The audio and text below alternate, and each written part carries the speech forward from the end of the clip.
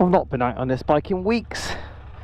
I missed Boxing Day. Boxing Day was the best day for riding recently, and I was basically pottering about in the shed on Boxing Day, so I didn't get to ride the bike, and then the weather's been kind of rubbish ever since.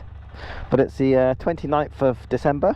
It's about 3 o'clock, something like that, 2:45, so it's not going to be light for long, but it's dry. And I thought I'd drag myself out for a ride, so let's go. See if we've got something to talk about. I've got new mirrors. Yay! So I found that the original mirrors on this bike were stuck out too wide, which made it really difficult to get the bike in and out of the back garden, down a little side alley I got up the side of the house. Then I bought a pair of Oxford mirrors which vibrated with the bike really badly. They're plastic stalks and they did not cope with the vibrations through the bars. These I bought second hand off eBay for Husqvarna Vitpillen 250, and so far they seem to tolerate the vibes really well, which you'd hope, seeing it's kind of from the same brand pretty much. So they got metal stalks, which is good. But the bad news is I've had to pack out the thread where it goes into the handlebar with washers, which is never ideal, because you've got to try and get the right amount of washers for the mirror to end up being in the right position when you tighten it all up. And then you tend to over tighten things a little bit as you try and get it into the right place. And there's a very real risk of stripping the thread. The threads on the mirrors themselves are not long enough to allow me to put a bolt above them at the top of the thread and then kind of cinch it down onto the mount. So washers it is. Well, if you celebrate the Christmas period and you've had time off, I hope you've enjoyed it. Some people I know don't get time off, which sucks. But I've been very lucky. I think I finished on the Thursday before Christmas and I'm back on the Tuesday 2nd. So can't argue with that really. Look at that, sunshine. How awesome. Didn't expect that I'd be needing my sun visor on the helmet today, but I might. Let's see if I can do a little review of 2023 while I'm here. I did a little video around about the springtime this year to list the things I was hoping to do this year, hoping to achieve on my bike or bikes. What did I manage to do? Well, if I go back to the video, the first thing I had in mind for this year, the first thing I had booked was a track day at Brands Hatch. Well, that didn't happen. And the reason was that was going to take place during a week off work, annual leave.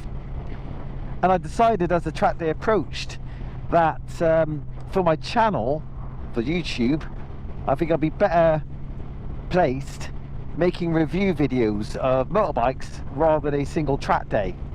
So after the track day at Brands Hatch, which never was, the next thing on my list was the ABR Festival. Now that was great. So I did upload a video or some footage from that event. I took the Kawasaki Versys, took it on the 30 kilometer or so Bridgestone loop, trial loop I think it was. I spent most of my time though on the loop during the day. So I missed all the talks. I didn't see Itchy Boots or anyone else that was talking actually during the day, because I saw the ABR Festival as an opportunity to get my Kawasaki off-road. Even though it was quite, a mild off-road track, I'd done next to no off-road. So yeah, it was a good opportunity to pop my off-road cherry, pretty much. I think following the ABR Festival, the next plan for me, back at the beginning of the year, was to take 2 weeks off work and do the NC 500. Basically ride up to Scotland and do that trip. Unfortunately, that didn't happen either. The reason why, I was spending a lot of time away from home in the month preceding the NC 500 period that I booked off, and yeah, it was not being good for me to be away from home for another 2 weeks after spending most of the last month away from home. So I knocked the NC500 idea on the head. But one thing I did do during the 2 weeks off was go to Donington Park for the BMW Performance Academy. I think that might be the right name for it. So on that event, I took a BMW S1000RR out around Donington with expert tuition in a small group with none other than Josh Brooks. So I might put a couple of clips in from that. I haven't made an actual video from it for the channel, basically because I used the wrong camera really. The Insta360 1X, which kind of dates back to 2019, and the picture quality, the video quality is not very good, and the audio quality was atrocious really on the bike. I did have a tiny little one-to-one with Josh Brooks at the end of the day. Any comments on my riding today to mention? Well, in particularly the wet, I haven't got anything to offer. Your speed in the wet on road going tyres was actually quite impressive. I personally like to feel my way in step by step, increasing my speed, and you were just like straight. Well, that's what I thought I was doing. Yeah, apparently not. But no, it was impressive. Your confidence in the wet. Following that, I think the next thing on the agenda was the MotoGP at Silverstone. So I went with a couple of friends. That wasn't really for the channel. That was just, personal time.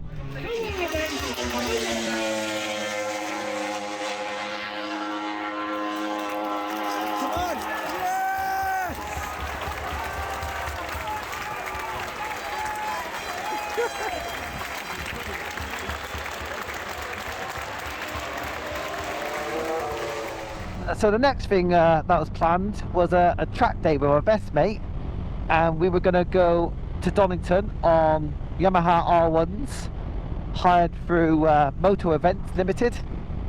Now, on the lead up to that track day, I had my accident and wrote off my BMW R1250R, so I wasn't feeling very fit for it, mentally or physically, by the time the track day came around. And also it turned out that my best mate couldn't make it. So in the end I did go, but I went by myself. Still had a mega day. I spent the day trying to kind of improve my lines around Donington. So it wasn't a very fast day at Donington, but it was a fun day. Also later in the year I had planned 2 more track days. I was on a waiting list for one, I booked up another, and they were going to happen concurrently over a weekend. I think a Saturday and a Sunday, or a Sunday and a Monday, both at Donington. I think one with No Limits, and maybe one with Bennett's, or MSV. That was going to be on the BMW, but I didn't have a BMW anymore, and I didn't have the money to hire bikes for those events. So sadly I had to basically cancel them. But yeah, with the Versys I wanted to get off-road more, and so I did go to the Sweetlamb Adventure Park, which is kind of owned or rented by KTM. But on this occasion, Nathan the postman, Nathan Millward, he'd hired it. I'm trying to remember the name of the event now, can't remember the name of the event. Sweetlamb Adventure Academy or something like that. So I rode the Versys there, used it off-road, and had a fantastic time there as well. The Kawasaki, I think, surprised a few people. It did look like one of the most road-biased bikes there, I think. So there's a couple of instructors who were a little bit worried about, well, its capability and my capability. Well, I'm basically a novice off-road. But we did well, I think. And I'd certainly do an event like that again next year. And now I've got the KTM to do it on, which will be a lot of fun. The only thing that worries me slightly about the KTM is the higher seat height. So if you're paddling or need to get your feet down off-road, it'll be quite a bit harder to do it on this bike than it is on the Kawasaki. so I suspect I might be falling off more. I think next on the agenda was more off-road riding. Inch Perfect Trials. So that's way up north, I think Clitheroe, Lancashire. So for that experience you pay to borrow a trials bike, and for me I actually took an electric one. Can't remember the name offhand, but it was so easy to ride. No clutch or gears to worry about, which is good when you're trying to stay upright in a new environment, riding a trials bike off-road. Following that, I think, was the Mick Extance enduro kind of off-road experience. Now this is the second time I've done that that day, and I've got to say, unfortunately, I didn't enjoy it as much this time round. The reason for that is the bikes that they use nowadays. I think Beta Cross Trainers 300cc 2-strokes. They just felt, I mean, they're not extreme bikes by any stretch, but they just felt a bit too stiff, a bit unforgiving for me as a novice to really enjoy off-road. I would have preferred, you know, more compliant, more bouncy suspension, basically. They do other events or other bikes, for instance Harley Davidson Pan Americas. That'd be tempting, but I didn't enjoy those little beaters. They do a bring your own bike event as well, or bring your own bike days, so that'd be tempting if I ever get my own bike and a van or a trailer or something. Well, one more thing I wanted to do this year, well basically now, is to take a bike abroad. A pipe dream, basically, if I had enough holidays left, enough annual leave. Well, it turned out I didn't. Didn't have enough annual leave. And to be honest with you, I kind of used my annual leave up too early this year, or didn't use it in the best way. And so, as the end of the year's approached, I've had very little opportunity to ride any demo bikes. I know content has been rather sparse on my channel recently, and I do apologise for that. And it's actually not just to do with not having bikes to ride. Ever since I crashed the BMW, I've just been struggling to kind of sit down and make new videos, new content. So I think the last video now was about 3 weeks ago, as of this moment. And then winter came along, ran out of holidays, weather's been rubbish, excuse after excuse, which kind of leads me into next year. And at the moment, I've got absolutely no plans at all. I'm sure I'll come up with something. There is another issue that I need to handle, and that's the fact that I've not really been on a holiday since 2019, since before COVID. So I do need some sort of holiday. And what I've been thinking about, maybe, is combining that with the motorbike, probably the KTM here, if I haven't bought a bigger bike by then. I'm considering riding to Barcelona, and the plan is there to go to Primavera Sound, the big music festival that happens over there. I've been to Glastonbury a few times, love that, and I'd love to go back again one day. Primavera Sound sounds like also a great event, a great big music festival to attend. It would be nice to ride in Europe, and it would be nice to attend a music festival.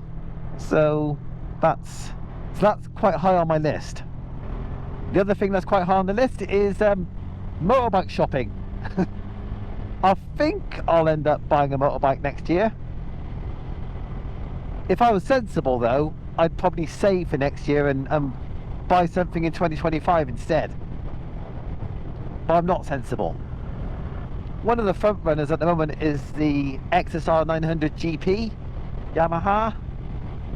Another front runner is the BMW S1000 XR. Not the M1000, I don't think, because I don't think I could afford that.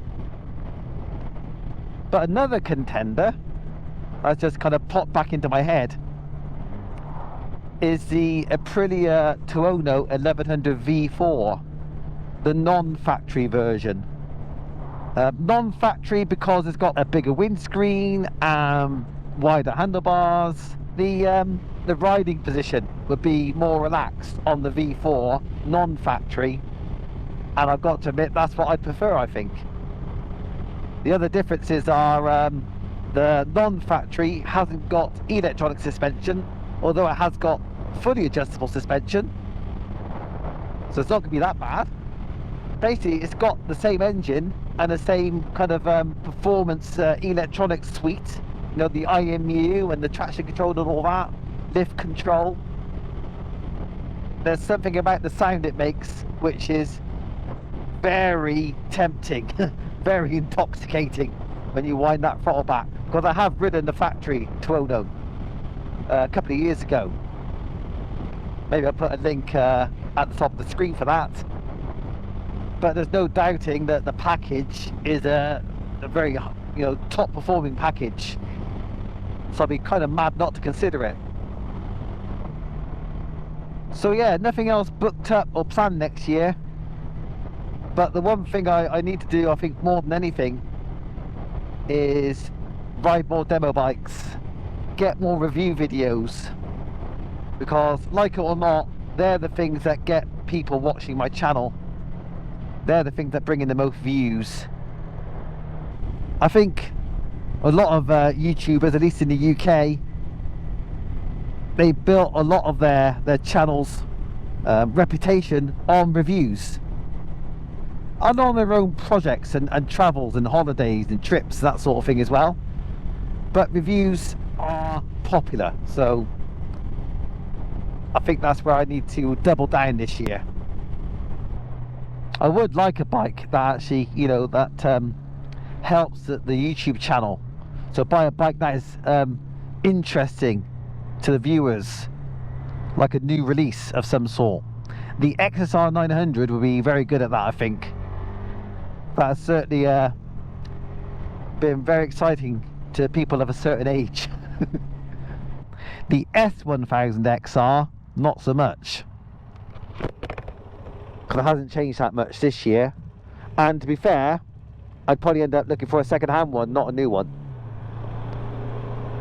And also the Aprilia Tuono 1100 V4, that hasn't changed in a couple of years either, so I can't imagine that having much of an impact on the channel if I was to buy it.